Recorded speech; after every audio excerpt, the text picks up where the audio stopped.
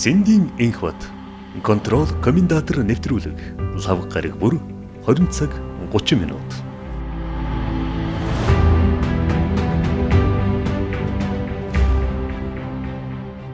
Сайн байна өрх юм үзэгчтэй. За контрол комментатор энэ удаагийн дугаарын зочноор улсын хурлын гишүүн парламент дахь сэтгүүлчний намын дарга С.Erdene оролцож байна. Тэгээ та сайхан намарч байна уу? Сайхан да. Тий. Одоо тэгээд намрын дэргүүн сарын одоо шинийн 3 ингээд намар болчлаа доо. Тий. Тэгээд нөгөө зуны сар чинь 6-3 юм болохоор тэгэл ямархан дуусч байна даа. Ажил алба ихтэй нөхөн сонгуулийн тав зарлагдсан, сонгуульд оролцохоо илэрхийлсэн байгаа. Хэрхэд энэ зам бол бидний амралт гэхээсээ илүү ажил их байлаа. Тэгээд гол нь намын шинжлэлийн бодлогын хүрээнд гишүүдээж өгчүүлэх. За тэгээд сургалт бүсчилсэн сургалтууд зохион байгуулах гээд том ажлууд хийгээд энэ жил үндсэндээ 6 сар Баян Илгийн аймагт баруун бүсийн чуулган, сая 7 сард өвөр хангаад Төвийн бүсийн аймагуудын чуулган, за сая одоо ингээд 8 сарын 15-нд хангаан бүсийн чуулган хийн. Энэ ажлуудыг зохион байгуулах гал энэ 100 үндсэндээ завгүйрлэн хүрч байна да. Тийм байна тий. За нөхөн сонгуулийн хувьд бол бас хүмүүс хэлж байна. Ер нь хинтийн нөхөн сонгуул 40 дугаар нөхөн сонгуул бол бас их нэг суудан төлөө юм шиг боловч бас их чухал ажил хөтөлтэй судлаа гэсэн тий. Энэ бол нэлээд улс төрийн том тэмцэл өрнөх магадaltaй сонгуул болох нэ гэсэн ийм бас улс төрийн хүрээнд яригдж байгаа юм.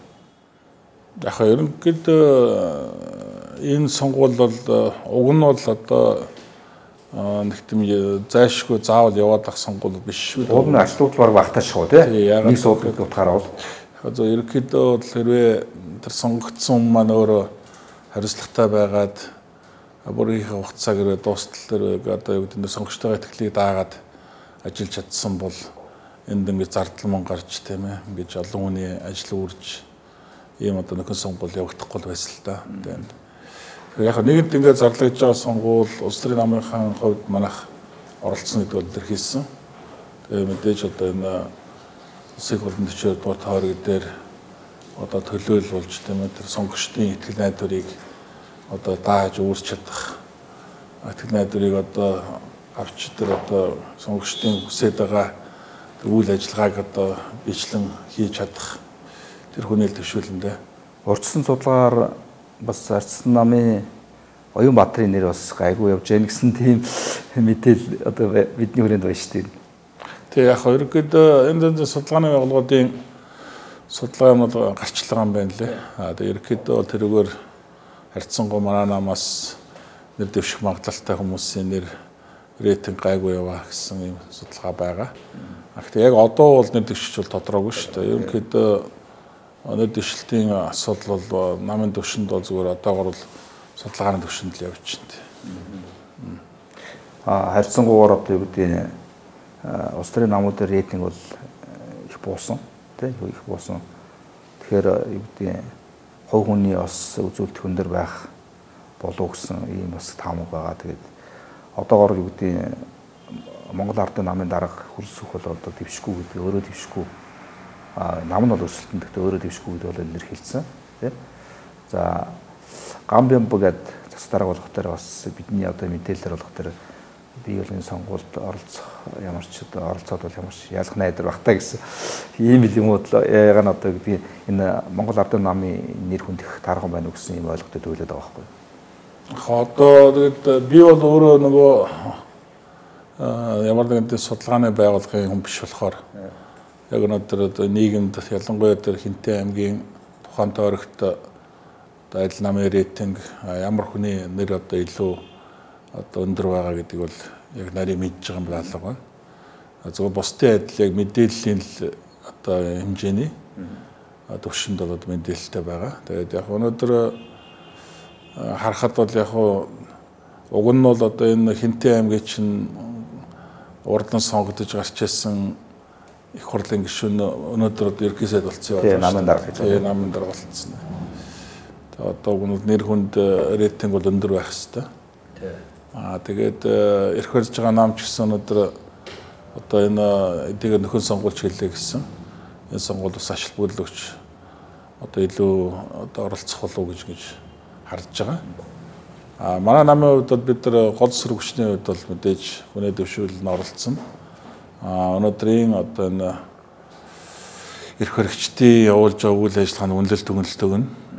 Тэгээд 40 дугаар тойргийн сонгогчдод одоо тулж ажиллана мэдээж. Тэгээд ямар ч байсан одоо мэдээж ямарваа бүх унах гэж барилддаг шүү дээ. Тэгэхээр одоо ялна одоо болно л гэж л сонгуульд орно доо. Тэр одоо юу яг ингээ хараад ахт бол энэ гурвалж хүчний нам гэдэг байдаг шүү дээ. Одоо тэр намууд их илүү хажуулах гэж шаардлага байна л да. Ашаад одоо Монгол ардын хувьсгал намч гэдэг юм уу те. Энэ сонгуульд нэлээд ажлуудлаа гэж энийг бол одоо үгүй хариуцсан тогтолцоог бий болгосон парламентыг бий болгох ийм одоо тийм нөхцөл байдлыг бий болгоно гэсэн ярьж байгаа байхгүй. Зөвхөн нөхөн сонгуулийн нэг тойрог дээр одоо ялтаа агуулснаар парламентод харилцааны тогтолцоо бий болгох чадахгүй л дээ. Ер нь бол зөвхөн мэдээж одоо юу гэдэг улсын хурлын сонгуульд үнэлэхүй болгохын одоо суудлал авчиж улс төрд нөлөөлөх хэмжээнд тийм ээ өөрсдийнхөө одоо багийг бий болгож ижил өөрчлөлтийг хийн штэ. Адаас нэг хүн ороод өөрчилчихдэг юм байна. Нэг хүн ороод асуудлыг шийдэж явчихдаг юм байна гэдгийг бол өнгөрсөн одоо 30 жилийн түүх харууллаа штэ тий. Өнөөдөр ч гэсэн парламентод бас одоо бие даагч нар байж лэн одоо цонхийн төлөөлөл болсон бас одоо шинэ манай бас хөнгөшнөөс гисүүлэл сууж илэн тий. Тэгээ яг одоо өнөөдөр юу гэдэг энэ тэр парламентын түвшинд өөрчлөлттэй одоо тэр нөгөө иргэдийн ч гэдэг юм олон түмний хүсээд байгаа эсвэл намууд хийх гэж чадахгүй байгаа тэр түвшний өөрчлөлтийг бол хийх хэмжээнд бол нэг хүн бол ажиллах боломжгүй шүү дээ тий. Тэгэхээр тэр чинь мэдээж институцийн хэмжээнд асуудлыг авч үзэж асуудлыг одоо багийн түвшинд тавьж ил шийдэхгүй бол нэг хоёр хүн бол шийддэг юм байна. Энэ парламентын асуудал чинь тий. Тэр төрийн тогтолцоо гэдэг бол их нарийн тэгээд олон хүний хүч хөдөлмөр орж иж юм өөрчлөгддөг тийм ээ. Тэр утгаараа бол их одоо өндөр хариуцлагатай ийм л одоо төрийн тогтолцоо байдаг. Тэгээд энэ лүгээ бас бид нар зөв бодож орох хэрэгтэй. Тэгээд манайхан чинь яг хөтэ тэгээд ингээд тухайн үед сонгогчдын тархийг угаах, сонгогчдод одоо ямар нэгэн одоо гоё сайхан үг амлалтаа итгүүлэх гэл ингээл гоё сайхан ярьж идэг. Яг бодит амьдрал дээр бол хэрэгжиж байгаа бол туйлын байгал гэдэг шүү дээ юм л дээ. Энэ одоо сонгуулийн ерөнхий орооны нарийн хүчин дарга одоо болцоохон ярианд сонсож байхад бол энэ сонгуул бас хошилж магадгүй юм уу? Нэг үндсэн хуулийн зэс тандсан баг шүү дээ. Энэ асуудлаар энэ бас асуудал нэлээд удаашрч магадгүй гэсэн ийм бас дүгнэлт хийж байна. Яг зөвөр миний сонссноор бол одоо баасан хөгшин гээд бас хүмүүс одоо энэ янз бүрийн шалтгаанаар хүн сонгуулийг бол одоо хууль бус зарлагдсан гэж ингэж үндсүүлийн систем гаргасан юм байна лээ. Тэгээд ялангуяа тэр төрийн албаагчдыг сонгуульд оролцох боломжоор хангаагүйгээд тэр нөгөө тухайн жилийн сонгуулийн өмнөх жилийн 1 сарын 1-ээр нөгөө ажиллаа өгдөг шүү дээ.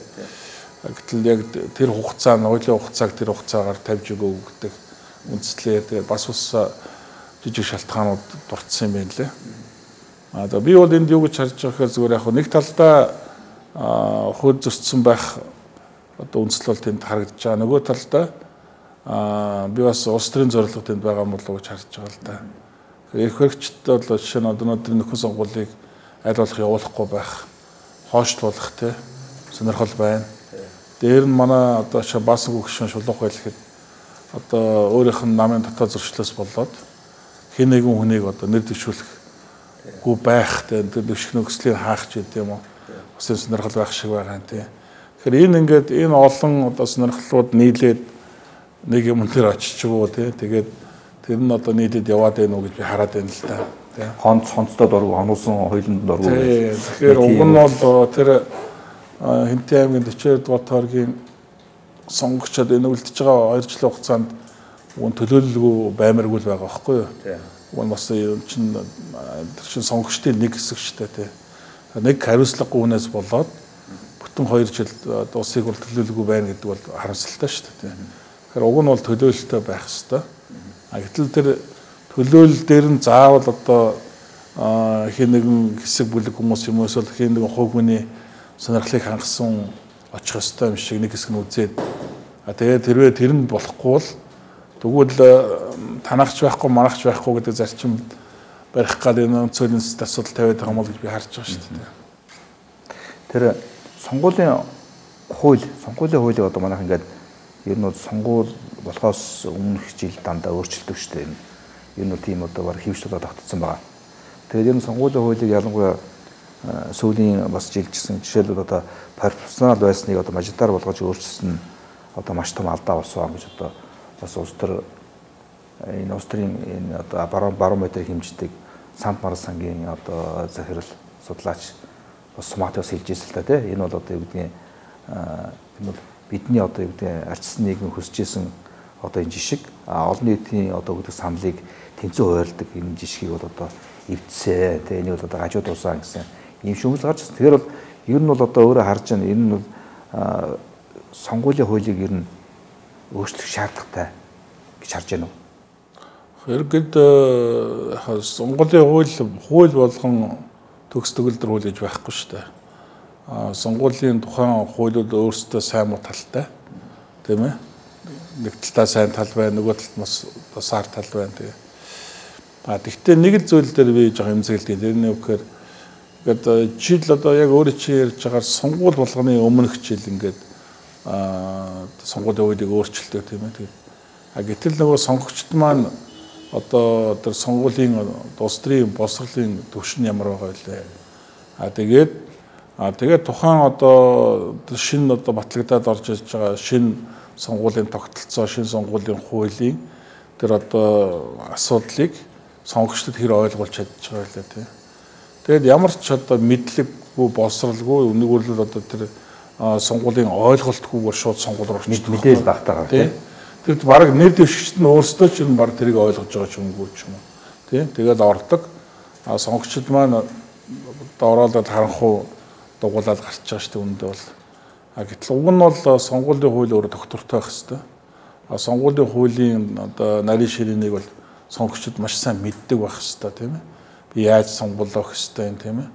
Энэ сонгуулийн одоо үр дүн одоо яаж гарвал одоо над ашигтай гарах уу гэдэг талаар бүгдийг мэдчих хэрэгтэй шүү дээ. Нарийн ширээ ойлголт байхгүй шууд харанхуу ороод ингээл сонгуул өгдөг. Тэгээ энэ өөрөө одоо маш олон сонгогчдын их ашиг зөрчиж байгаа. Маш олон сонгогчдод одоо яг өөрийнхөө бодсноор сонгуул өгч чадахгүй хүрдэг. Ийм одоо нөхцөл үүсдэг л дээ. Тийм учраас уг нь болдог бол нэг сонгуулийн хууль өөрөө ядаж нэг доктортой нэг 2 юм 3 сонгуул одоо болж өнгөрдөг тийм ээ. Сонгуулийн хуулийг өөрчлөх шаардлагатай гэвэл 2-оос доошгүй жилийн өмнө ч юм уу тийм өөрчлөөд тэгээд тэр үлдэж байгаа 2 жилийн хугацаанд тэр сонгуулийн хуулийг сонгогчдод маш сайн одоо хүргэж ойлгуулж таниулж тэр чиглэлээр сургалтууд зохион байгуулж тэгээд нэг өрлөлт сонгогч маань сонголтоо хийхэд яг бэлэн болсон нөхцөлд сонгуул явдаг ийм тогтолцоор бол явах шаардлагатай байна гэж харж байна да. Тэгээ би нэг бас ингээд нэг юм одоо юу гэдэг Ажаанавар сангийн бас ингээд нэг тийм сонгуул толботой осны семинар сууж байхад бас тэгж хэлж ирсэн. Тэр нь сонгуулийн хуулийг бол яах ёстой вэ гэхээр бол энэ парламент бол баталчвал энэ парламент өөрхөн баталсан юу оролцох гэж тий.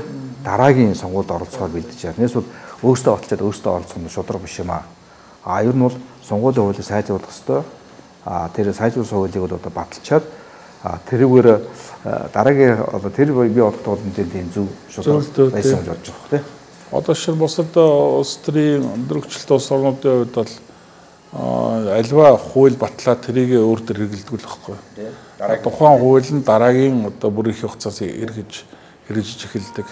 Ийм л сонгогдох жишээ байдаг л да. Тэгээд энэ бол өөрөө зарчмын хувьд гэсэн зөвлөлтөө.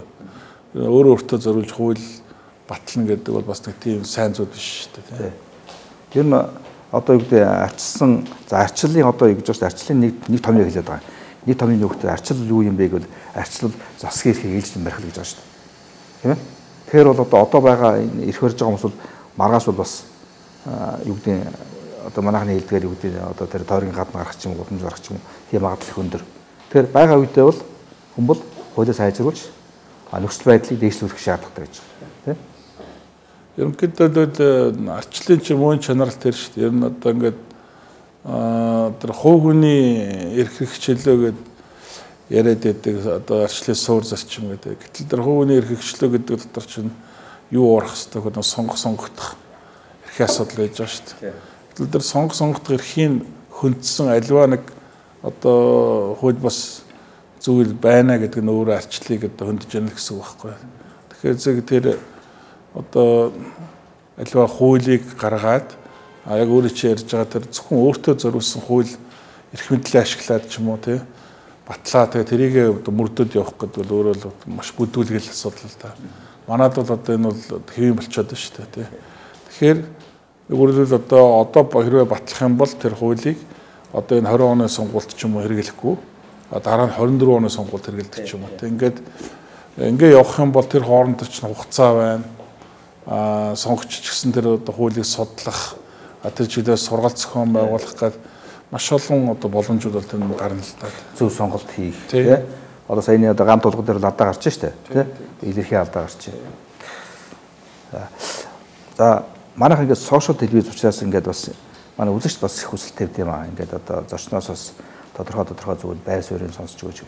За тэр одоо асууж байгаа зүйл нь юу гэхээр энэ одоо энэ зам тээврийн яам биш үү? Энтэй холбоотой. За энэ саяны төмөр зам Монгол анхудаа онгоцсон явдал. За энэ төрийн албаа хаагчдын одоо ингэж архитн одоо танхаарсан биеийн хаймнаас төгөрсөн явдалтай. За тэгэл ер нь бол зам дээр яамтай холбоотой бас энэ Туркийн нэг багшийн асуудал ус яриад тахшгүй тийм. Энэ асуудыг танаас асууж сонирхоор гэсэн юм байна. Энэ дээр одоо арчилсан намын байр суурь. Би эхлээд Туркийн багштай холбоотой асуудлыг ярил л да. Ер нь зөвхөн сая битээр арчил гэдэг дөнгөс ярьлаа. Ер нь арчилсан улс орны одоо үндсэн хэм хэмжээ юу гэдэг вөхөр хувь хүний эрх хэрэгчлөө үзэл бодлоо чөлөөтэй илэрхийлэхдээ үгээ чөлөөтэй илэх гэдэг үндсэн эдэн зарчмууд байгаа шүү дээ. Тэгээд үзэл бодлоо чөлөөтэй илэрхийлсний төлөө ч юм уу эсвэл одоо өөрийнхөө одоо нийгмийн одоо үзэх үзлий тийм илэрхийлсний төлөө ямар нэгэн дарамтанд орох, ямар нэгэн хавчлагт орох тийм ээ. Эсвэл одоо эрүүдэн шүүлт ч юм уу ямар нэгэн одоо тэр амнасанд аюултай нөхцөл байдалд орох ёсгүй гэж үздэг. Тэгэхээр өнөөдөр арчилсан улс орн Монгол улс үнэхээр мөн л юм бол тэр одоо шинэ турк багш байна уу, эсвэл тэр орон дөөр хятадч байна, оросч байна уу, монгол хүн ч байна уу, хинч бай бид ямар нэгэн хүний эрх талдсан аливаа үйлдэлийг бол нэгдүгээр зөвшөөрч болохгүй. Энэ бол одоо хамгийн одоо хатуу барих хэрэгтэй зарчим. Хоёрдугаар тэр чинь нэгдсэн улсын байгууллагын хүний эрхийн конвенц байж байгаа шүү дээ. Одоо ингээд хүн тэ өөрөө үзэл бодлоо илэрхийлсний төлөө ч юм уу эсвэл одоо тэр хүн одоо тэр хүнийг одоо шилжүүлснээр тэр хүнд ямар нэгэн эрүүдэн шүүлт тулгах эсвэл амь насанд аюул учрах нөхцөл байдал тэр ойлгомжтой байгаа тохиолдолд одоо тэр хүнийг шилжүүл өгөхгүй байх эрхтэй байх тийм олон улсын конвенц байж байгаа. Тэрийгээ ч гэсэн бодсон нэг 3 дугаар тэгвэл ер нь зөвөр өнөөдөр Монгол улсын тусгаар тогтнол хил одоо гайлын халдшгүй тийм ээ байдал тэгээд дархан байдал гэл ингээд маш олон зүйлийг маш бүдүүлгээр зөрчсөн үйлдэл болж байгаа байхгүй тийм. Тэгэхээр тэгээд яхаараа одоо манай Чингис хаан олон улсын нэгэн улсны буудал дээр тусгай үргийн онгоц буугаад тийм ээ. Тэгээд дээр нь одоо тэр гэрээсээ гараад ингээд яг Монгол улсын иргэний адил эрхэдлээд явж исэн хүнийг үл таних хүмүүс гудамжинд барьж аваад одоо ямар детектив зохиоллоор хийсэн кино шүү дээ тий. Тэгээд шууд машин чихээд аваад явна. Энэ бол одоо арчилсан Монгол улсд бол байж болохгүй асуудал байхгүй. Тэгээд авч явах гэсэн орлого хийсэн. Тийм. Тэгээд яг ийм нөхцөл байдлын дунд над мэдээлэл ирсэн. Тэгээд тухайн үед бол яг хоо одоо Улсын их хурлын гишүүнийхээ хувьд ерөнхий сайдд бол асуулга тавьсан. Мэдээлэл авах шаардлагатай байна. Энэ юу болоод байна? Улс орны чинь тусгай тогтнол тэгээ одоо энэ хүний эрхийн талдж байгаа асуудал чинь юу болоод байгаа юм бэ? Гэд яралтай одоо мэдээлэл авах шаардлагатай одоо асуулга тавьсан. Тэгээд дээр нь мөн одоо холбогдох гадаад харилцааны яам, холбогдох одоо байгууллагууд руу уцтаж хэлсэн. Энэ одоо асуудлаа тодруулаач гэдэг. Хоёрдугаар хууль бус үйл ажиллагаагаа зогсоо, ингэж болохгүй гэдэг. Тэгээд энэ шаардлагын дагуу бол одоо яг тухайн үед бол Дагмал ерөнхий газрын тамаа газраас надад хариу ирсэн. Гадаад харилцааны яам, засгийн захирал газраас мөн хариу ирсэн. Ямар нэгэн одоо үйл явдалд Монголын засгийн оролцоогүй гэдэг байр суурь. Дээр нь одоо ийм одоо үйл явдал болж байгаа эсхийг бид хянаж гин, шалгаж гин гэдэг ийм л хариу ирсэн. Тэрнээс яг тодорхой хариу ирээгүй.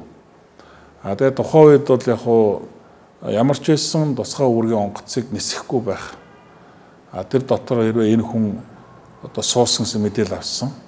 Одоо авчиад онгоцонд оролцсон гэсэн гэж мэдээлэл авсан шүү дээ. Тэгээд энэ хүнийг буулгаагүй цагт энэ онгоцыг бол хөрөхгүй байх болохгүй гэсэн ийм одоо шаардлагыг бол тавьсан.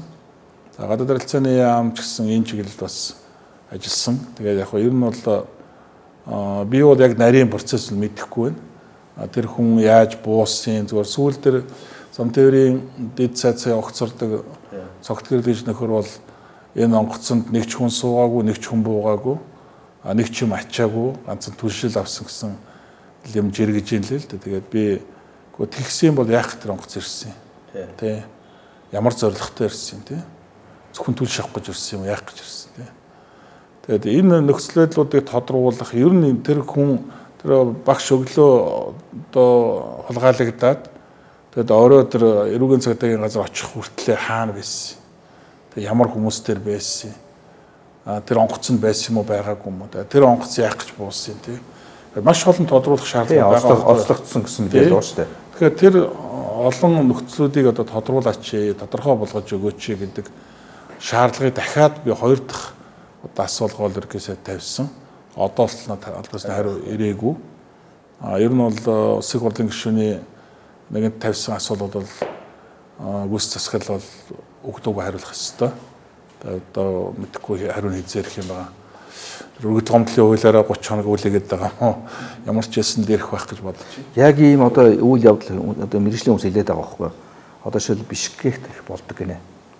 За Казахстанд бас ийм болдог гинэ. Грект болдог гинэ. Грект бол 50 хэдэн үйл барьж байсан гэж шүү дээ. Тэгэхээр энэ ямар одоо их ийм сул засаглалтай хариуцлагагүй тодорхой хэмжээр хавилгад идэгдсэн газар бол яг ийм ажлыг бол маш хүчтэй хийдэг гинэ. Тэгэхээр одоо энэ дээр бол ийм харьцуултууд гаргаж байгаа байхгүй. Монгол бол баг болох шахсан.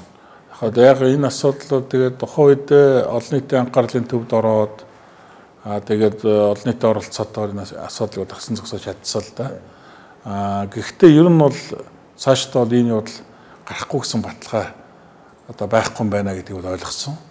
Тэгэхээр энэ хэлгээл одоо тэгээд энэ тусгай үүрэг чиглэлтэй одоо байгууллагуудын сонор сэрэмжгээ тийм ээ. Маш олон юмн дээр бид анхаарах шаардлагатай юм бэл.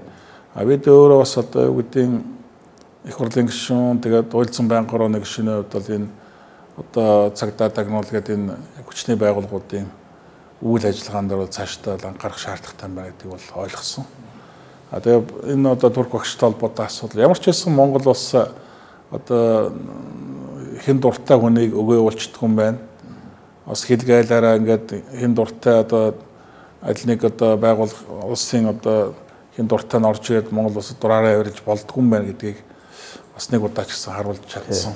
Монгол улсын бас нэртэр авч гарлаа. Үйлдэл болсон гэж харж байгаа тий. За хоёрдугаар тэгвэл тэр зам тээврийн яамн дээр болсон асуудал бол үнэхээр энэ бол Монголын төрд одоо байж болохгүй. Бүр байх нь битгийл ийм одоо асуудал байдаг гэж бодож бараг болохооргүй. Ийм л одоо асуудал болчлоо шүү дээ тий. Тэгээ би бол энийг шууд төрийн одоо завхарлоо дээд зэргийн одоо яалцрал дампуурал тий. Энэ бол одоо Монгол төрд байж болохгүй үйл явдлыг харж байгаа. Магадгүй зөвхөн гудамжинд нэг одоо хоёр залуу нэг 100 г уугаад хоорондоо зодтолтоод нүдэлдэх бол аль ч улс хооронд хааж байдаг л асуудал. Гэтэл тэгээч тэр нэгнийхээ амь насыг хөнөөх хэмжээнд зодтолтно гэдэг бол бас л байж болохгүй л байхгүй. Жирийн хүмүүс өвдөж байж болохгүй шүү дээ.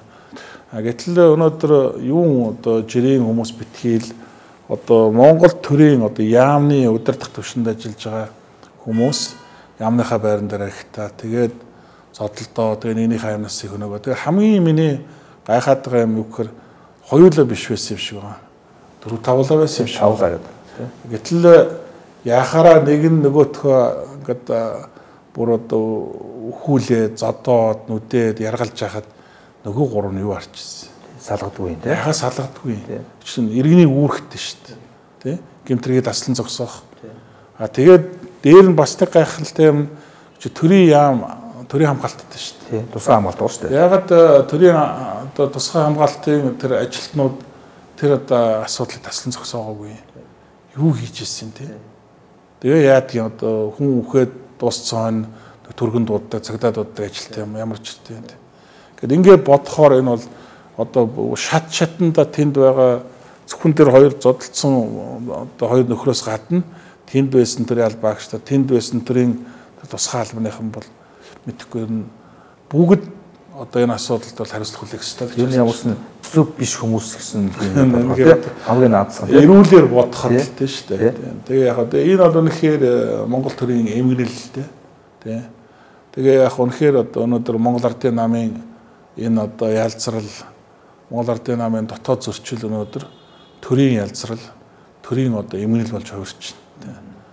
Тэгэхээр ер нь альва ирэх болж байгаа нам одоо ингээд одоо юу гэдэг байж болохгүй хэмжээнд алдаа гаргаад эхлэхээр яг тэрийг дагаал тэр нөгөө мэдээж олон голцсон улс төрийн намын үйл ажиллагаа төрийн үйл ажиллагаа шууд нөлөөлдөг тий. Өнөөдөр яг тийм л байдал бол орж ийн л да. Тэгээ хитрхи улс төрсөн хэд их одоо монголчуудыг талцуулсан үйл явдал нь өнөөдөр эргээд одоо буруу хэлбэрээр илэрч гэнэ үү гэж харж байна. Ер нь өнөөдөр монголчууд цөөхөн шүү дээ. Тэгээд цөөхөлөө мөртлөө маш их хуваагдах дуртай. Ер нь одоо бидэрт бол бас гашуун түүх биш шүү дээ. Одоо ингээл аймаг орнотгаараа талцдаг, жалгадаа талцдаг, ах дүүгээрээ талцдаг тийм ээ. Тэгэл одоо ч тэр байдал байж л идэг шүү дээ. А дээр нь одоо ингээд улс төр намаараа талцдаг үйл явдал нэмэгдээд ирэх нь улс орны чинь эв нэгдэл нэг цул байх тийм ээ.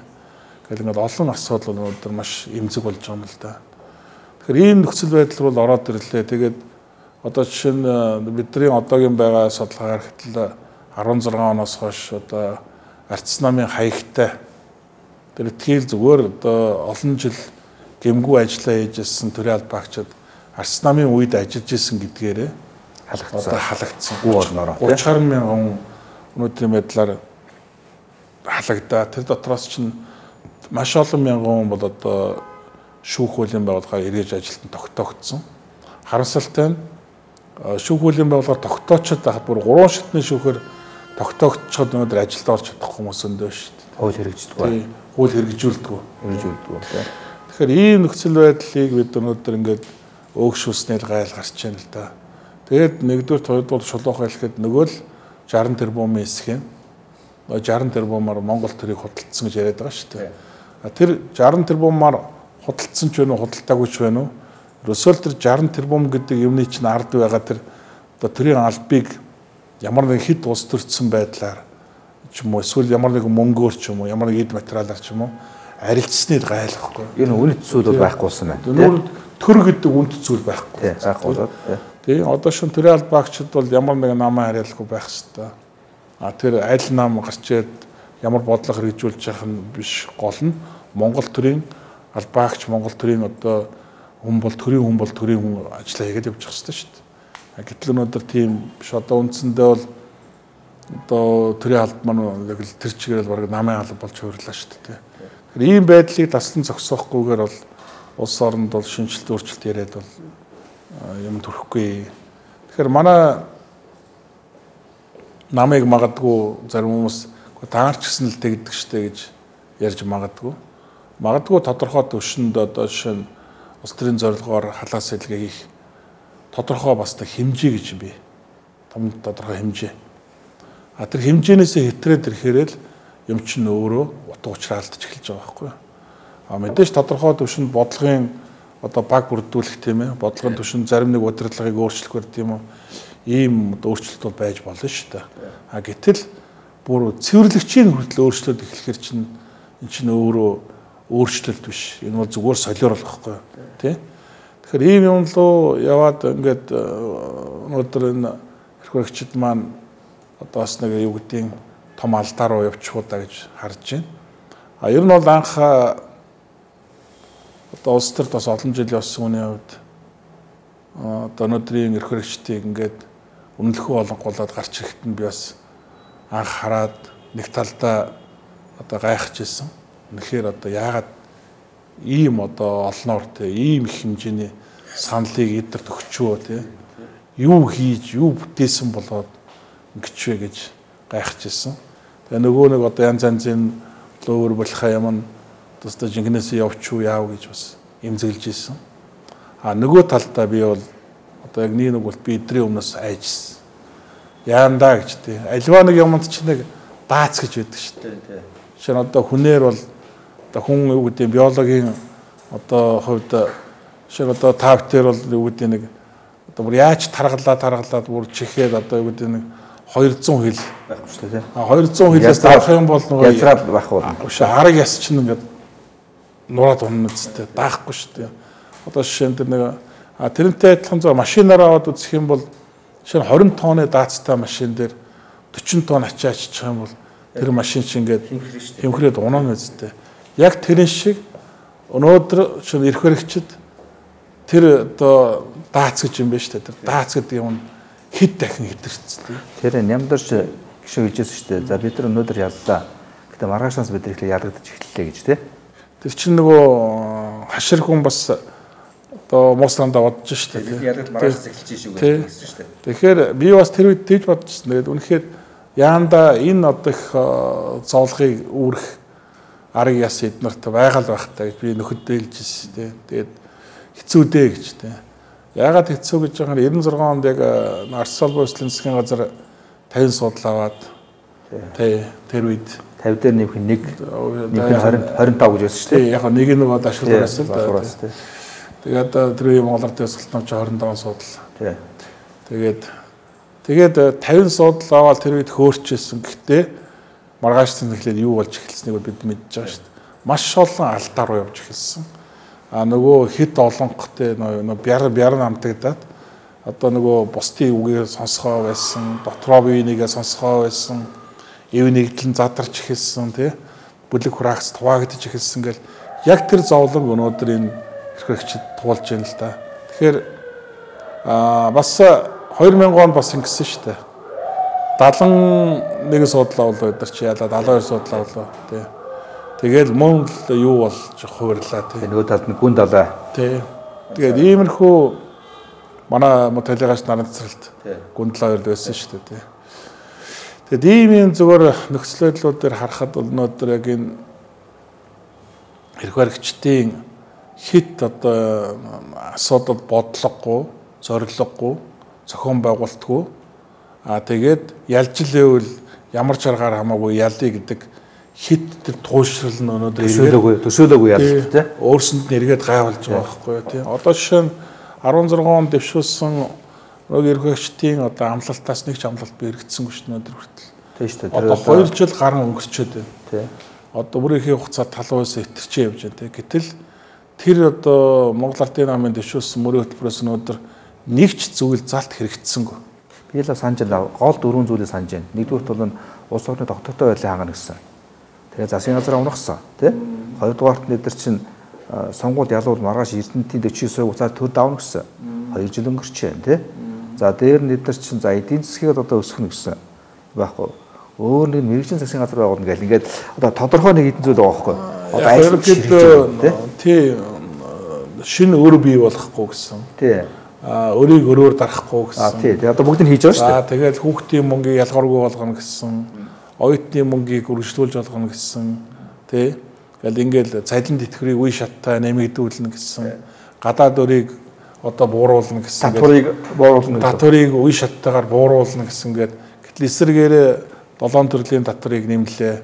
9 төрлийн татвар нэмэх гэжсэн манай одоо сөргөчний зүгээс эсрэг үүсэж байгаад 2 төрлийн татварыг арай гэж болиулаад 7 төрлийн татвар нэмсэн шүү дээ. А өнөөдрийг хүртэл одоо 2 жил гарангийн хугацаанд жишээ нь гадаад дөрв маань одоо 27 тэрбум доллар хүрчлээ. 22.5 тэрбум доллартай 16 онд байсан өнөөдөр 27.5 тэрбум доллар 5 гаруй тэрбум доллараар нэмэгдүүлчихлээ. Энэ дотроо зөвхөн засгийн газрын өөр гэхэд 3 тэрбумаар нэмэгдчихлээ шүү дээ. Зөвхөн гадаад төр. Тэгээ энэ мөнгөөр юу хийвэ? Яг ямар бүтээн байгуулалт хийв? Ямар хөрөнгө оруулалт хийч? Цалин нэмсэн үү? Иргэдийн гар дээр очих бодит орлогыг өссөн үү? Байхгүй тий.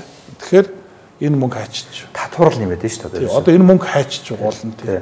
Яг манай Арс намын дэргүүлсэн засгийн газрын үед Чингис бондын 1.6 тэрбум доллар, Самурай бондны 600 сая доллар, Дэмсам бондын 300 сая доллар гэдэг ингээд 2.5 тэрбум долларын зээл авсан. Гэхдээ сүүлийн тэр Дэмсам бондын 300 саяыг бол одоо ерхий сайдаас С.Эрдэнэт сангийн сайд байхдаа авсан шүү дээ. Тэгээд за яг 2.5 тэрбум доллар гэж бодъё. Гэтэл энэ 2.5 тэрбум доллараар юу хийсэн бэ гэдгээ бид бол тайлгнасан. Тэ. Жишээ нь одоо хичнээн одоо 3000 гаруй километр хатуучалтаа зам тавьсан. 82000 айл орон сууц барьсан. 1080 төсөлд жижиг дунд үйлдвэрлэлийн төсөлд зээл олгосон гэл ингээд бүх тайланг бол тавьсан шүү дээ. Гэтэл өнөөдөр 2 жил гарангийн хугацаанд өнөөгийн эрх хэрэгчид маань одоо бидний тооцож байгаа бол 3.6 орчим тэрбум долларын гадаад дотоод янз бүрийн зээл авлаа шүү дээ. Бонд босголоо. Энэ мөнгөөр яг юу хийсэн бэ? Өнөөдөр нэг том төсөл хөдөлгөсөн үү? Тэ? Өнөөдөр 1 км зам тавьбуу. Өнөөдөр одоо юу гэдэг нэг үйлдвэр оруулуу тийм ээ. Үнэхээр ажлын байр нэмэгдүү гэдэг ингээд үнэхээр юм өсөхгүй байна. За одоо сая зам тээврийн одоо ямдар гарсан байм нэрхт холбоотойгоор ерөнхий сайд одоо ард түмээс уучлалгууллаа шүү дээ. Яг уучлалгуулсан сайн хэрэг. Гэхдээ уучлалгуух тайланда одоо эдийн засаг өсөж байгаа МУСГЗ газар сайжилж байгаа гэдэг бас нэг рекламыг давхар явууллаа шүү дээ. Тэрийг хүмүүс таатаа хүлээж аваагүй шүү дээ. Тэгтэл одоо үнэхээр өсөд байгаа юм бол би нөгөө талд нь бас энэ асуултыг би их хурлын чуулган дээр удаа дараа тавьдаг, байнгын орооны уралдаанууд дээр тавьдаг. Дахиад ч яг энэ бас одоо тантай ярилцах үед бас энийг бас хэлмээр санагдаад байгаа. Юу гэхээр одоо оны сүүл рүү эдийн засгийн өсөлт 8% рүү баг хүрч магадгүй гэж ярьсан хэллээ шүү дээ ерхий сайд. Хэрвээ эдийн засаг 8% хүрч байгаа юм бол иргэдийн гар дээр очиж байгаа бодит орлого хэдэн өсөж байгаа. Тэ? Яагаад бензин шатхууны жүүн 5 удаа өсөж байгаа. Тэ? Одоо литр тутамдаа 300-аас 350 төгрөөр нэмчихлээ шүү дээ. Энийг чинь дагаад өргөн хэрэглээний барааны үнд бүгд өссөн гадуур. Цахилгааны үн нэмсэн. Цахилгааны үн нэмсэн. Тий. Тэгээ одоо үйл хөрөнгийн худалдаа татвар бүгд нэмэгдсэн. Татврын одоо ерөнхий хууль гэдэг юм Хөрөлбаатар оруулж ирсэн. Тэр хуулиар бол иргэдийн кармандах орлого хадгалагдах биш. Гадаадын хөрөнгө оруулалттай уулуурхайн компаниудын татврын орлого буурахаар ингэж орж ирж байгаа шүү дээ. Тэгээд ийм нөхцөл байдлууд дээр ингээд харахаар өнөөдөр эдгээр маань яг юу хийгээд байгаа юм бэ? Яг бодит амьдрал дээр нөгөө мандуулна, жаргаан тийм ээ бүх юм гоё болгоно гэж амлаж исэн одоо нам маань яг юу хийгээд байна гэдэг юм асуухаас өөр аргагүй болчихж байгаа байхгүй нэгдүгээр. Магадгүй зарим нэг одоо эрх хэрэгчдийн гар хөл болж юм бичдэг ярьдаг болсоо зориуд маш их хал байх л да. Тэгвэл та нар юу хийсэн, юу гээгүй, та нар яхаар өнөөдөр бүх юм дандаа дуржуулж яадаг гэж хэлдэг л дээ. Бид сөрөг хүчний хувьд хэлхээс арга байхгүй. Ус төрчөөс арга байхгүй тийм ээ. Аливаа асуудлыг харьцуулж иж, шүүмжилж иж, хэлж иж юм сайжирч явах одоо жамтай шүү дээ. Тэгэхээр манай сөрөг хүчний гол үүрэг юу гэхээр эрх хэрэгчдийн алдааг ил тод хэлж явах хэрэгтэй. Сонгогчдод мэдэхгүй зүйлийг мэдээлж явах хэрэгтэй. Ойлгоогүй зүйлийг ойлгуулж явах хэрэгтэй. Энэ бол бидний үүрэг. Тэгэхээр өнөөдөр бол ямар ч байсан бодит амьдрал дээр бол яг амьдрал сайжирсан юм алга байна. За инфляц 16 онд бараг 1.2% хүртлээр буутсан, бараг тэг рүү явж ирсэн шүү дээ. Тэгтэл өнөөдөр инфляц эргээд одоо бараг дахиад эдийн засгийн өсөлтөөгөө тэнцэх хэмжээнд хүрээд ирлээ. Тэ? Тэгэхээр яагаад эдийн засаг өсөөд тийм сайн сайхан байгаад байгаа юм бол инфляц гэж хурдтай өсөж байна. Одоо магадгүй оны сүүл рүү миний зөв харж байгаа бол одоо инфляц давхар оронтой товроо орохгүй гэх баталгаа бол алга ба шүү дээ. Тэгээ өнөөдөр энэ дэлхийн нийтийн эдийн засгийн нөхцөл байдлыг харж байхад одоо манай гол худалдаа өгч Хятад, гол түнш Америкийн нэгдсэн улс хоёр хооронд өнөөдөр худалдааны маш том дай эхэлчлээ тийм. Тэгэхээр энэ өнөөдөр магадгүй нэг талаараа Монголд ашигтай нөхцөл үүсч магадгүй. Нөгөө талдаа Монголд маш том эрсдэлтэй нөхцөлийг бий болгоно. Би бол өнөөдөр жишээ нь Хятад чинь одоо гангийн хөнгөн цагааны үйлдвэрлэгээд үйлдвэрлэлүүдээ бууруулаад эхлэх юм бол тэнд гол хэрэгэлдэг нөгөө нэг коксчих нүүрс тийм ээ. Гол нэрийн бараа бүтээгдэхүүн шүү дээ уулуурхаан. Энэний нөгөө импортоо багассан шүү дээ. Тэгэх юм бол манад яг уу энэ сөргөөр нөлөөлж таар тийм цаагаараа тийм ээ. Тэгэхээр энэ бүх юмн дээр бид одооноос бодож төлөвлөж юмаа харахгүй бол зүгээр өнөөдөр сэтгэлийн өөрлөөр орж ирсэн мөнгийг зөвхөн идэж уудаг, цацдаг, сайдрын одоо тансаг хэрэглэн зарцуулдаг ийм байдлаар яваад ах юм бол уусаар хөгжихгүй. Би өнөөдөр ганцхан зүйл эмзэглэж байгаа юу гэхээр үнэхээр 16 оноос хойш бол одоо олон улсын зах зээл дээр Монголын одоо гол нэрийн уул уурхаан бараа бүтээгдэхүүн бол 4-5 дахин өссөн. Энэ бол асар том боломж шүү дээ. Тэ? Гэтэл энэ том боломж эдийн засгийн боломжийг ашиглаад Монгол улсад яг юу хийвэ? Бүр дээрээс нь юун хөрөнгө оруулалт бүтээн байгуулалт хийх нь битгийл.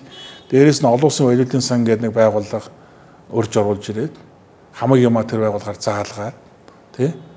Тэгээд олон улсын валютын сан манад яг хийж гүйгүйс юм юу вэ?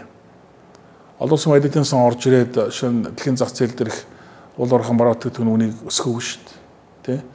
Монголд мөнгөний урсгалыг нэмэгдүүлээгүй. Монгол ажлын байрыг нэмэгдүүлээгүй.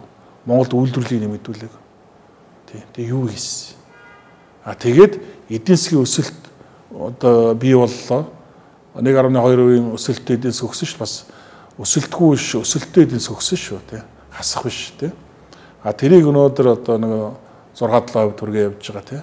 Гэтэл энийг одоо амар том ажил хийцсэн юм шиг. Үгүй ээ. Энэ чинь олон улсын валютын сан орж ирсэн ч орж ирээгүй ч ардын нам гарсан ч гараагүй ч олон улсын зах зээл дээр манай гол нэрийн бараа бүтээгдэхүүн үн 4-5 дахин өссөн. Монголд орж ирэх мөнгөний урсгал нэмэгдсэн. Энэний үр дүнд өнөөдөр Монголын эдийн засаг өсөлттэй гарч ирж байгаа. Тэ. Гэтэл энэ өсөлтийг уг нь зөв ашиглах хэрэгтэй байхгүй. Гэтэл өнөөдөр хоримтлал байхгүй. Гадаад үр зээл дарж байгаа асуудал байхгүй. Бүтээн байгуулалт байхгүй. Тийм ээ. Атаглаад нэг үйлдвэр, нэг ажлын байр бий болгох, нэг зам тавих бүгд байх. Сайн болгоныг зогсоосон, сайн болгоныг үүсгэсэн. Ингээд эргээд одоо яаж нөгөө үн докторжуулах хөтөлбөрийг яаж муулж ялаа. Тэ? Одоо гэтэл үн докторжуулах хөтөлбөрийг үгүй болгосны гай яас эргээд бензин шатхууны үн өсөж эхэлсэн. Бараа бүтээгдэхүүний үн өсөж эхэлсэн. Одоо өнгөрсөн 12-оос 16 онд Арс намын тэргуулсан засгийн газрын үед одоо стратегийн гол бодлого гарч ирсэн шүү дээ. Тэр нь юу гэхээр стратегийн гол нэрийн бараа бүтээгдэхүүний үнийг доктортой барих. Гурил, мах, бензин гэх тий. Энэ чинь маш чухал байсан шүү дээ. Тэрний үр дүнд монголчууд маань 12-оос 16 онд үндсэндээ одоо бензин шатхууны үн өсдөг гэдгийг бараг мартцсан байсан байхгүй. Мартцсан байсан шүү дээ. Тэгээ сая бензиний үн нэмэгдэнгүү цочж байгаа байхгүй юу гэлээ гэдэг. Тэгээ яхаараа өнөөдөр энэ магадгүй альч нам гараад ирсэн тэр тухайн засаглаж явах үед явуулж ирсэн зөв бодлогын дараагийн нам бүр сайжруулад аваад явах хэрэгтэй шүү дээ. Уг нь бол. Гэтэл тэрийг энэ ардчилсан намын эхлүүлсэн ажил, энэ ардчилсан намын хийжсэн ажил энийг зогсоо, энийг устгах тий. Гэт өөртөө магадгүй өөртөө тэрний оронд илүү сайн зүйлийг санаачлаад илүү сайн ажлыг одоо хийгээд явж байгаа бол нэг өөр. Өөрөөсөө юу ч санаачлахгүй, юу ч эхлүүлэхгүй мөртлөө хуучин зүгээр сайн явж ирсэн ажлуудыг бүгдийг устгаж зогсооно гэдэг бол тэнэгэл хүний ажил шүү дээ энэ бол. Тэгж л харж байна. Тэгээ энэ бүгдийн л өөр шиг өнөөдөр одоо буруу бодлого тэгээ төрийн одоо баримталж явах хэрэгтэй, эрхмэлж явах хэрэгтэй тэр зарчим алдагдсан учраас өнөөдөр тэрний зөв нэг илэрлэнд өнөөдөр жишээ нь зам төвийн яам дээр төрөл багчдын увайгүй аш тийм ээ үйлдэлээр гарчин гэж харж байна. Тэгээ зөвхөн одоо зам төвийн яамны үйлдэл биш шүү дээ. Маш олон зүйлийг би өнөөдөр энд ярьж болж байна. Харамсалтай зүгээр энэ одоо танаа шин тутам үйл ажиллагаа явуулж байгаа энэ одоо сайхан тийм ээ совгийг бас одоо ингээд муухай хар мэдээллээр дүүргээд явах юм. Яриад байвал ярих юм зөндөө л байна. Тэр одоо хариуцлагын тогтолцооны асуудал гэж одоо их чухал юм байх шиг байна. Үнэхээр одоо ингээд зам тээврийн яам дээр ингээд асуудал үүсгэхэд зам тээврийн яамныхан сайд нь төрийн нарийн гэдгээр ингээд эдэн хүмүүс ингээд яваад гэж байгаа. Зүгээр ингээд маш баяртайгаар ч юм уу тийм ингээд одоо тийм фейстэй тавиад шүү дээ өөрсдөө. Нуруугаа одоо иргэд сонгогч руу харуулад төрлөө харуулад ингээд яжтай энийгээр тийм яжтайгаар ингээд энэ бол одоо гэдэг хүн бол ажил авахдаа яаж авсан ер нь ажил өгөхдөө бас хандлага их чухал гэж байна. Энэ бол ёс зүйн асуудал тийм. Тэгэхээр энэ бол одоо юу гэдэг сошиал ертөнцөөс олонний оруулалтыг хөргөж юм те ийм хүмүүс удирдаад одоо ингээд яжтайгаар хаяад явж байгаа. Тэгэхээр уул мэдээтэй бас нэг юм зөвхөн албан тушаалыг аваад орох биш бас энэ хариуцлага тооцох хэрэгтэй юм шүү. Хариуцлага тооцох хэрэгтэй. Тэ? Ёстой. Одоо солонгосын жишээ энэ дэр байна шүү дээ. Заавал хариуцлага татдаг. Тэ. Ягаад гэхээр өнөөдөр тэр одоо шинэ сайд, дэд сайд энэ төвшин би хин нэгний муу үзэх гээд байгаа юм биш. А ер нь зөвөр ажиллаж явах хугацаанд хэрвээ хууль бус үйлдэлүүд хийсэн байт юм бол төрд тийм ээ тодорхой хэмжээний хохирол учирсан байт юм бол тэр тэгэл хувь хүнд ч гэсэн хохирол учруулсан байх юм бол тэрийг тогтоох хэрэгтэй. Тэгээд хэрвээ гин буруутай тогтоох юм хариуцлага тооцох хэрэгтэй. Тэ. Тэгэхээр би бол өнөөдөр яг энэ эдгээр нөхдүүдийг би ингэж явуулчих гэж ойлгохгүй байгаа. Эдгээр нөхдүүдийг мэдээж одоо тодорхой хуулийн нэлтийн байгууллага асуудал үүсгэж шалгах байх, тогтоох байх. Тэгээд одоо шинэ дэд сайд нь 1000 вагоны асуудал холбогдсон гээл тэр нас ордог хүмүүс маань одоо шинэ өөрхий 1000 вагоны асуудлыг шалгаж ирсэн гээл ингээл янз янзын яригдал шүү дээ тий. Худлаа үнэ мэдэгдэхгүй. Тэгэхээр энийг өнөөдөр Монголын төр гэж байгаа юм бол хуулийн нэлтийн байгууллага гэж байгаа юм бол энийг шалгаад тогтоогоод хэрвээ гин буруутай тогтоох юм бол хариуцлага тооцох ёстой. Тэрнээс зүгээр одоо өөрөө хэлдгээр нуруугаа харуулад хёжтой энийгээд баяртай одоо юу гэдэг эргээд одоо сайн цаг ирэхэд дахиад ирнэ ч гэдэг юм уу. Тийм юм яриад явж болохгүй л дээ. Хариуцлага төр ирэхдээ нэрж ирнэ гэж шүү дээ. Одоо бол хариуцлагагүй төрөөс явлаа. Одоо хариуцлагатай төр ирэхэд би эргээд ирнэ гэж юу гэсэн ч үгүй тийм. Тэгээ одоо өнөөдөр ингээд шатар сайдан дээр ажиллаж штэ. Тэр юу айраг сум дээр ажиллаж байна. Одоогийн байдлаар 150 сая төгрөгийн зардал гарцсан тий. Зөвхөн одоо юу ш зардал гарч байгаа штэ. Дээр нь дээр чи өчнөө богоо өчнөө одоо тэр толгоо гэдэг юм асуудлууд байна штэ. Доогоор л хохирол тогтоох болоогүй л дээ. Болоогүй тий. Өчнөө одоо ард иргэд бас эвдэж ирсэн байна. Одоогийн байдлаар яг зөв бид миний авсан мэдээлэл 88 хүн эмнэлэгт анх хүрэгдсэн юм байна лээ. Тэрнээс 56 он бол анхчны тусламж авсан. 2 хүний биеийн байдал жоохон таархан байгаа юм байна лээ. Зөвөр энд яг зөвөр сая бол өөрөө чи яриад байгаа тэр 150 эдэн сая төгрөг гэдэг бол зүгээр л одоо улсад учирсан хохирлыг л ярьж байгаа шүү дээ. Хувь хүнд учирсан маш олон 100 сая төгрөгийн хохирол байгаа байхгүй юу? Одоо тэр чи яг нөгөө намрын одоо нөгөө эд 8-ны үед явж ирсэн маш олон зорчигч нар байсан. Тэдний чинь ачаа бараанаас гисүүлээл тэгээ алдсан цаг хугацаа, алдсан эрүүл мэнд тий. Гэл ингээд маш олон зүйлийг үнэлэх юм бол энэ бол тоомгүй том хохирол гарна да. Тий. Тооцох ёстой зүйл тий. Одоо нэг хариуцсан тогтолцоо бид нар ямарсан эхнээс нь манайхан бол дандаа нэг мөнгө усад очилсан хохирлын мөнгөнд дүнг хохирол гэж хараад тэгээ тэр дунд чинь хувь хүний хувьд ч гэсэн учирсан хохирлыг тооцдог байхгүй. Гэтэл бусад улс оронд бол улсаасаа илүү эхлээд хувь хүнд учирсан хохирлыг тооцдог. Тэгээ хувь хүнийхээ хохирлыг, иргэнийхээ хохирлыг их барагдуулдаг. Манайд л иргэн бол 2 3 4 дугаар тавигддаг. Тэгээ зарчим нь буруу байгаа байхгүй тийм. Энийг зөвл болох шаардлагатай л дээ. Одоо нэг юм яриад байгаа. Бодлогын яам гэж яриад байгаа шүү дээ, тийм. Энэ бодлогын яам тэрнтэй адилхан бодлогын нам гэж яриад байгаа. Бодлогын нам гэдэг ерөнхийдөө нам ингээд бодлогын болчвол ер нь юу болох юм шүү. Одоо таны яриад байгаа юмуд биш үү ингээд биелэх юм шүү. Одоо ингээд чадвартай одоо хүмүүсийг төрийн албанд ажилуулах тийм чадваргүйг нь одоо намаар явдаг хүмүүсийг тэнд одоо босхыг өндөрсөх гэсэн асуудлууд тавигдах юм шүү. Манай намын хувьд бол өнгөрсөн 17 оны намаар бид нар бодлогын ерөнхий зөвлөл байгуулсан. За бодлогын ерөнхий зөвлөл байгуулагдаад тэгээд өнөөгийн одоо хөрсгөн засгийн газрын бүтцийн дагуу 16 одоо салбар бодлогын зөвлөл байгуулагдсан. Шинэ одоо яг яамны чиглэлээр бодлогын зөвлөлүүд байгуулагдаад тэгээд бодлогын зөвлөлүүдийн маань үндсэн гол зорилго юу гэхээр тухайн одоо салбар яамны чиглэлээр явуулж байгаа үйл ажиллагаанд дүгнэлт их судалгаа их тийм ээ. Тэгээд бодлого боловсруулах энэ чиглэлээр бол ажиллаж байна. Одоо байгуулагдаад үндсэндээ нэг 7-8 сар ажиллаж байна. Тэгэхээр бидний гол зорилго юу байсан бэ гэхээр өмнө нь бол ерөөсөө л Австрийн нам гэхээр нэг одоо засагааны нэгжээр нэг өөрлөгдсөн бүтцтэй. Тэгээд нэг идэвхтэй оролцдог нэг хэсэг, идэвхгүй байдаг нэг дийлэн хэсэг тий. Тэгээд одоо тэр дунд идэвхтэй байдаг хэсэг нь одоо нам тодорхой хэмжээнд амжилтанд төрвөл одоо сандал суудлын бялууг нь хуваадаг, санаачлагыг гартаа авдаг. Иймэрхүү байдалтай байсан л да. Тэгвэл бид өнөөдөр арс нам бол ийм цаашдаа ингэж явж болохгүй маа. Ер нь Монголд үйл ажиллагаа явуулж байгаа үндэсний хэмжээний намуудын үйл ажиллагаанд бий болоод байгаа сөрөг үүрнүүд нөхцлүүд юу байна гэдгийг судалсан. Тэгээ энэ дээр ерөөсөө л гишүүдийн оролцоо нэгдүгürt байхгүй. Хоёрдугаар иргэдийн оролцоо байхгүй. Гуравдугаар бодлого байхгүй. Тэгэхээр бодлогогүй нам гэдэг маань өөрөө яг одоо өнөөгийн эрх баригчдын одоо явуулж байгаа үйл ажиллагаанд бол ордог байхгүй, өөрөө ирэхгүй. Тийм учраас бид маш том алдаанууд байсан биш үү тий. Бодлогын ерөнхий зөвлөл гэж зүйлийг байгуулад, бодлогын ерөнхий зөвлөл маань өнөөдөр засгийн газрын төвшний бодлогыг судалдаг, дүгнэлт өгдөг.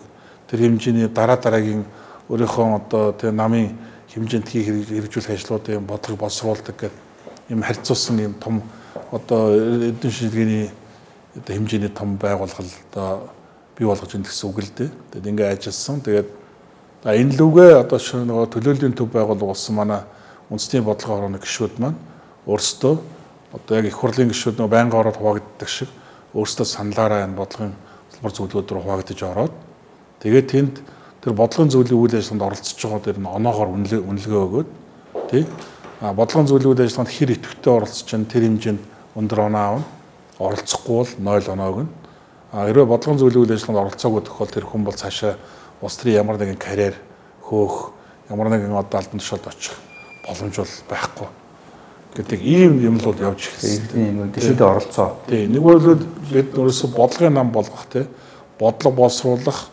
оролцоотой байх гэдэг тэр юм лөө одоо гишүүдээ ингээд одоо дөрмөр нь шахаж оруулж эхэлсэн. Тэгээд ер нь бол эхлээд бол яах бол гэж бас жоохон болгоомжлж харж ирсэн. Тэгээд энэ 7 сар 8 сарын хугацаанд харж байхад бол ерөөсөө энэ бодлогын ерхий зөвлөл бодлогын салбар үндэсний бодлогын гишүүд манай тэр манай жирийн гишүүд гэсэн маш идэвхтэй одоо оролцож эхэлсэн тийм. Тэд нар энэ шинэ хандлага бий болж байна. Эдгээр төс энэ орон зай өгүүлж ирсэн юм байна тийм. Оролцоо өгүүлж ирсэн юм байна тийм. Тэгэд маш идэвхтэй одоо манай бид нар ерөөсөө бодлогын салбар зөвлөлүүдийг бид нар шахаж ажиллах биш. Бодлогын салбар зөвлөлүүд нь одоо бидний шахаад байгаа байхгүй одоо тийм. Ингээд ажиллаар тийм ингээд ерөөсөө тийм. Тэгэхээр энэ одоо тийм чуралдаан хийх гэж байна, нэм хилцүүлэх болох гэж байна. Тэрийг оролцуулаад өгөөч, энийг одоо дуудаад өгөөч ч гэдэг юм уу тийм. Та эсвэл ирээд л энэ хилцүүлэх дээр үг хэлээд өгөөч. Энэ их оролцоо бол маш өндөр болсон. Тэгээд энэ бол өнөөдөр их биеийн хөдөлж гэсэн үг намын маш зөв болж байна гэж харж байгаа. Тэгээд яг хоо ерөөдөө бодлого ерхий зөвлөнд маш одоо идэвхтэй үйл ажиллагаа шилжсэн. Бид бол ер нь одоо шинэ сая зам тээврийн яам дээр болсон асуудал зам тээврийн осол аварт холбоотой асуудал гэдэг ингээд манай яг энэ зам тээврийн чиг салбар хариуцсан бодлогын зөвлөл маань маш идэвхтэй ажилласан. Энэ чиглийн мэдээллүүдийг маш сайн цуглуулсан. Тэрэн дээр судалгаа дүгнэлтүүд гаргасан тий. Тэрийгэ бодлогын ерхий зөвлөлийн хуралдаанд оруулаад бодлогын ерхий зөвлөл тэрийг авч хилцээд тэрийг намын байрсаар болгож гаргаж одоо нийгэмд одоо илэрхийлсэн гэдэг ингээд нэг бүр хэлбэл энэ өөрөө одоо бид хуучин болоод процесс явж байна тий. Сүүдрийн засгийн газар гэдэг нэг юм байгуулна гээл тэгэл баахан ярьж байгаа л бүрийн хугацаа дуустдаг тийм ээ.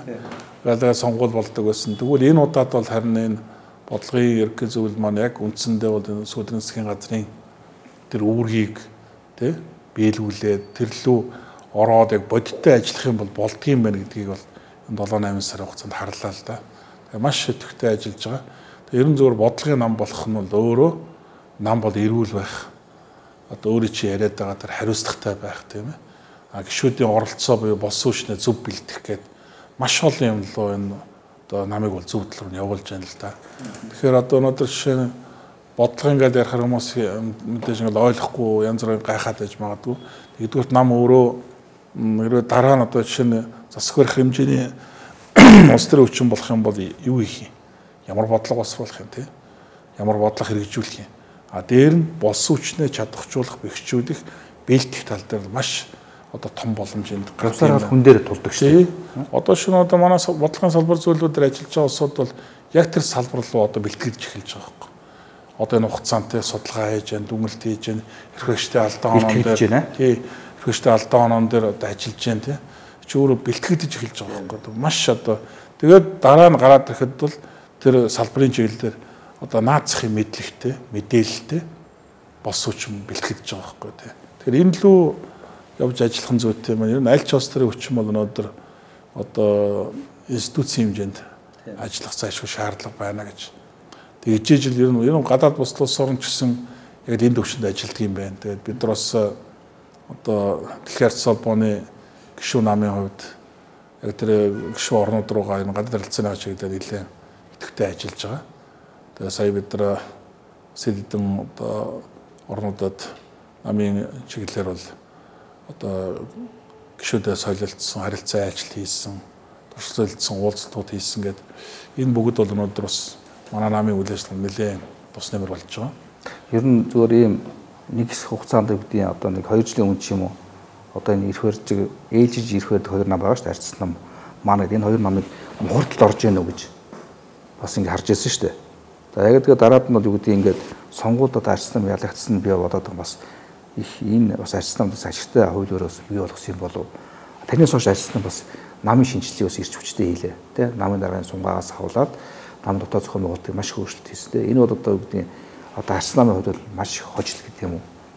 Тэ авчрах шиг харагдаж шүү. Яг нь ер нь зөвхөн мэдээ зүгээр ялагдал гэдэг бол тийм сайн зүйл биш л дээ уг нь бол тий. Гэтэл асарх зүйл өнөөгийн эрхлэгчтэй харьцуулах юм бол Ардчилсан нам засаг тэргүүлж явах үед маш их бүтээн байгуулалт хийсэн. Маш их хөрөнгө оруулалт хийсэн тий. Тэгээд тэрэндээ одоо юу гэдэг хийсэндээ, бүтээсэндээ бас жоохон тайвшраад илүү хүмүүс рүү очиж ажиллах, гишүүдийн оролцоог хангах тал руугаа суул ажилласан юм уу? Тэрнээс болж ялагдсан юм уу гэж би дүгнж харж байгаа. Ирдсэн байна тий. Тэг хийсэн бүтээснээ иргэдэд сонгогчдод ойлгуулж чадаагүй. Гишүүдээ илүү одоо оролцоог нь хангаж чадаагүй тий. Энэ нь өөрөө эргээд одоо ялагдах юм бас гол шалтгаан байсан болов уу гэж. Яг зүгээр тэр ялагдал дээрээс дүгнэлт хийгээд бидний гол одоо хийх гэж зорьсон юм ерөөсөө намыг бол шинжлэх шаардлагатай. Шинжлэлийг яг ямар арга замаар яаж хийх вэ гэдэг дээр нэлээд ярилцсан. Тэгээ ер нь эцсийн дүндээ бол өсвөр гишүүдийн оролцоог хангасан нам бай. Тэгээ гишүүдийн оролцоон дээр тулгуурласан бодлогын нам байя л гэдэг. Энэ л одоо энэс өөр ямар ч гарц цаалгаа л гэдэг. Энэ юм л явсан л да. Тэгээд үндсэндээ бол манай анхан дундчдын намын дарга нар бол 100% одоо солигдсон шүү дээ. 100% солигдсон. Анхан дундчдын намын удирдах хүрэлтгүнд байдаг одоо гишүүдийн маань бараг 80% нь шинжлэгдсэн. Гэхдээ тэрийг автоматар хин нэгэн одоо би чинь Ц.Энхбатыг өөрчлөлтөг ч юм уу тийм процесс бол болоогүй. Тэр бүх одоо шинжлэлийн өөрчлөлтийн процессыг дандаа гишүүдийн оролцоотой байсан байхгүй. Бүх гишүүдийн оролцоотой, бүх гишүүдийн санал хураалтаар явсан. Тэгээд одоо тэр гишүүдийн оролцоотой гарчсан дарга удирдах бүрэлдэхүүн бол өнөөдөр маш идэвхтэй ажиллаж байна. Тэгэхээр гишүүд бол илүү юмаа мэддэг юм байна. Тэ? Хүнээ таньдаг юм байна. Мэдээж 100% биш л дээ зүгээр. Гэхдээ дийлэнх нь бол зөв сонголт байсан л гэж харж байгаа. Тэгээд хамгийн том руу жишээ юу болсон гэхээр 17 оны Монгол Улсын ерөнхийлөгчийн сонгуул. Монгол Улсын ерөнхийлөгчийн сонгуульд одоо шинэ манай зарим одоо хуучин лидерүүд намайг одоо чинь том сонгуулийн өмнө одоо дахиад юм сунган монгол явуулж болохгүй нам хагарнаа одоо ив нэгдэлгүй болноо тэгээд энэ том эрхлэгчтэй үзэх гэж байна тэгээд гэдэг юм бол зарим нь ч одоо бараг шахаж улаан цай шаардж байсан. Зарим нь ч одоо зөвлөх маягтай байсан. Би бол ганцхан зөвлөдөө байрсаар хат өрсдөр нөхөр үгүй ээ. Гишүүдийн оролцоотой одоо нам байна. Гишүүдийн оролцоотой улс төрийн аль шийдвэрийг гишүүд оролцоотой гаргадаг байна гэдэг амлалтыг би өгсөн. Тэр амлалтан дээрээ зогсно гээд. Тэгээд нэр дэвшгийн дунд сунгаа зарласан. Тэгээд 5 өрсөлдөөд бүх гишүүдийн дунд улс даяар санал хураалт явсан шүү дээ. Тэгээд тэр дундаас өнөөгийн ерөнхийлөгч Батулга олонхны санал авч гарч ирсэн. Тогтолгын анх гарч ирэхэд маш олон заад данчтай ер нь гарцсан баг ялагчлаа да гэж ярьж дүгнжсэн шүү дээ үнэндээ бол. Миний хувьд ч гэсэн бас нэг үгэлэхэд бас тийм одоо үүдийн 100% одоо итгэл байгаагүй. Тэгэл яг нэгэнт одоо гишүүдийн олонхын санал аваа гараад ирсэн хүнээ хөтлөөл хоёлаа тэгэл сонгуул руу орсон. Сонгууд бид нар харин одоо маш хүнд нөхцөлд тий. Тэгтээ ялна гэдэг итгэлтэй орсон, ялсан. 2 удаагийн сонгуул явагдсан. Хоёуланд нь ялтай болсон. Энэ бол үнэхээр зэрэг гишүүдийн оролцоотой аливаа асуудлыг шийдээд явах нь өөрөө туйлын зөв байт юм байна гэдгийг харуулсан юм л сонгодог жишээ болсон л да тийм. Эхний ял таны одоо намаа удаас эхний ял тий. Та одоо ингэ парламентод олон ном байх ёстой гэсэн байр суурийг баримталдаг уу? Ер нь парламент ч өөрөө одоо олон намын олон ургалч үзлийн талбар шүү дээ юм бол тий. Тэгээ би бол тийм байгаасаа л гэж хүсдэг. Гэхдээ мэдээж одоо юу гэдгийг аль нэг одоо улс төрийн нам нь бас дэргэд сонгогчдынхоо олонхын саналыг авсан тийм ээ. Тэгээд зонхилж одоо үүрэг ачаагаа үүрсэн тийм бүтцтэй байвал илүү үр дүнтэй болов гэж харж байгаа. Зүгээр бусад зарим нэг улс орнд харж хахад ингээд аль нь ч олон голоогүй. Одоо шинэ өнгөрсөн 12-16 онд Ардчилсан тийм л байлаа шүү дээ. Яг үнэндээ бол дангаараа засаг байгуулах боломжгүй байсан. Тэгэл тэр үеийн одоо шударгаас эвсэл би одоо өнөөдрийн Монгол Ардын Суулт нам, Монголын үндэсний арс нам дэвсэлтэй эвсэл болоо сүүлд нь одоогийн эрхвэгчд хүртэл орж ирээд ингээд нэг өөгч булчирхаач ингээд тэгээ тэр дунд одоо өшөө илүү их зүйл хийж бүтээж болох байсан. Тэр цаг хугацаа боломжийг бас алдсан шүү дээ. Тэгэхээр аль нэг нам нь өнөөдөр эсвэл өнөөдрийнх шиг хит олонх ингээд нэг нам дангаараа хит олонх байх нь бас зөв биш юм байна гэдгийг бас одоо өнгөрсөн 2 жил харууллаа шүү дээ. Тэгэхээр зөв зохистой тийм ээ харьцаа байх нь зүйтэй юм болов. Тий. Тэгэхээр одоо бас нэг юм сонгуулийн хуультай холбоотой юм яриад байгаа. Тэгэхээр тэр нь юу гэхээр бол энэ улсын хурлын сонгуул бол өөр юм аа гэж. За энэ бол одоо энэ сонгуулийн хуулийн дагуу явж. За ерөнхийдөө сонгуулийн хуулийг бас яриад байгаа шиг байна. Дээр нь одоо орон нутгийн өөрөө удирдахаас гээд энэ харин сонгуулийн хуулийг өөрчлөхний шаардлага байх шүү. Энэ шаардлага тий. Өөрөөр хэлбэл одоо орон нутаг сум одоо юу гэдэг хот энэ багийн чинь иргэд өөрсдөө удирдах хэрэгтэй байтал одоо намын удирдал орчод байгаа байхгүй. Тэгэхээр энийг бол харин өөрчлөх хэрэгтэй гэдэг дээр бол энэ шинжээч нэлээд санд нэгдээд байгаа шүү. Яг нь иргэдийн төлөөл гэдэг юмыг яаж сонгох уу гэдэг даргаыг л зөв болох хэрэгтэй л да. Тэгэхээр чинь нэг бол хурлын маань нэр томьёошдох тийм шүү дээ. Жишээ нь одоо аймгийн хэд аймгийн иргэдийн төлөөлөгчдийн хурал тийм ээ. Иргэдийн төлөөлөгчдийн хурал. Тэгэхээр одоо намын төлөөлөл биш шүү дээ. Тэгэхээр тэр тухайн аймгийн одоо жишээ нь за Дундгуй аймгийн одоо тэр нийт сонгогчдын төлөөллийг тэр аймгийн иргэдийн хуралд яаж оруулах уу, яаж сонгох уу гэдэг тэр нарийн процедурыг л одоо гаргаж ирэх хуульчилж өгөх шаардлага байгаа байхгүй. Тэгэхээр тэрийг л одоо олох хэрэгтэй. Зөвхөн би бол боддtiin дундчтны буюу одоо аймаг дүүргийн төвшөнд бол одоо эрдэнэ төлөөлөгчдийг бол сонгох зарчим бол хадгалах нь зөв. Гэхдээ тэнд улс төрийн намууд оролцоо байх уугүй юу гэдгийг бол маш сайн бодох хэрэгтэй. Төлөөллөө яаж гаргах уу гэдэг аргачлаа тий. Би бол анхан шатны буюу одоо баг хорооны засаг дарга төлөөллийг бол шууд томилдог байх хэрэгтэй гэж харж байна. Тий. Тэр дундчтны одоо олонхолсон буюу дундчтанд одоо шинэ гарчилсан засаг дарга нь шууд анхан шатныхаа засаг даргаыг томилдог. Тэгээ багаараа хариуцлага үлээдэг байх. Тэр зарчим руу явах юм бол илүү үр дүнтэй байх юм уу гэж харж байгаа. Энэ иргэдийн сонгуулийн өмнө бас нэг ялт хийсэн энэ өөрөө Баянгот дүүрэгт бас ялт байгуулсан байна шүү дээ. Баянгот дүүрэгтэй ил тод зарлаад засаг даргаар одоо одон тэг манай нам хэрвээ ялуул 58 гэж бас нэг ил тод тэр сонин сонгуул болсон. Яг ерөнхийдөө нэг шинэл бас л арга барил л да. Тэгээд өмнө бас зарим нэг газар бас гарч ирсэн л да. Тэгээд ерөнхийдөө бол өнөөдөр юу гэдэг Баянгол дүүрэг дээр жишээ нь бол өөрөө зөвхөн процесс болсон Баянголохоос биш.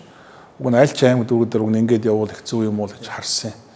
Тэгээд шээ ялах юм бол одоо жишээ нь манай засаг даргын байна. Гэт зарлаад тэгээ тэр нь тэр одоо сонгогчдод таалагдчихвэл олонхын санал авна.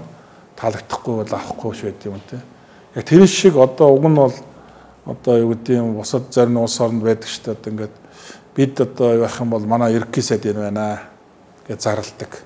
Тий. 2020 оны сонгуульд манай одоо нийслэлийн засаг дарга болно үстэй. Нийслэлийн засаг дарга тэр байна гэдэг ингээд зарладаг. Уг нь зүгээр тэр зарчмаар явбал илүү одоо нөө хууль нь өөрөө бас тэгээд яаж батлагдах юм тийм ээ.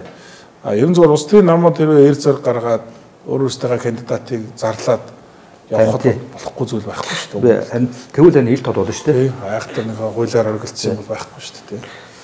За та бүхэн цаг ингээд өндөрлөлт тийш хандж байна. Таныг одоо контрол комментатор нэвтрүүлгийн явуулгыг хүлээн авч энийг завж өгөөгүй үед цаг гаргаж хүрэлцэн ирсэнд үзэгчдийнхээ өмнөөс уншигчдийнхээ өмнөөс талархал илэрхийлье. Баярлалаа. Тэгээ би бас одоо өөрт чинь одоо тэр ч одоо танилцаад олон жил болж байна. Одоо 30 жил болох гэж байна. Тэгээд анх танилцаад одоо хэвлэл мэдээллийн чиглэлээр л ажиллаж байсан үнтэй анх танилцчихсан. Тэгээд өнөөдөр ч гэсэн энэ ажлаа хийгээд явж байгаа юм байна. Тэгээд шинэ нөхцөл, шинэ орчинд одоо шинэ одоо мэдээллийн хэрэгслийг хөгжүүлэх гээд явж байгаа юм байна тий. Өнөөдөр одоо хуучин шиг нүсэр том телевизийн одоо студиуд байгуулаад том тоног төхөөрөмжүүд эсвэл одоо том сонин гэдэг редакц байгуулаад олон хүн ажиллаулаад тий явдаг тэр цаг үе ч одоо бас өнгөрч явах шиг байна. Одоо нөгөө технологи гэж юм ч одоо маш хурдтай хөгжиж байна тий.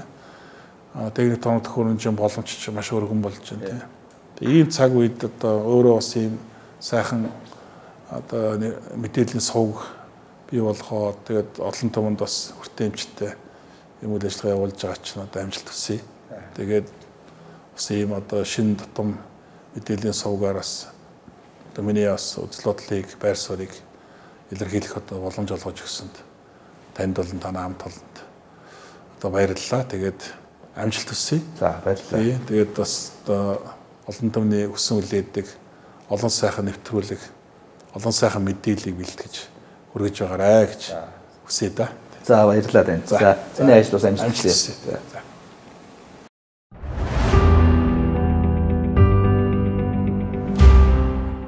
Эрдэнэ контрол комментатор нэвтрүүлэг лав гараг бүр 20 цаг 30 минут.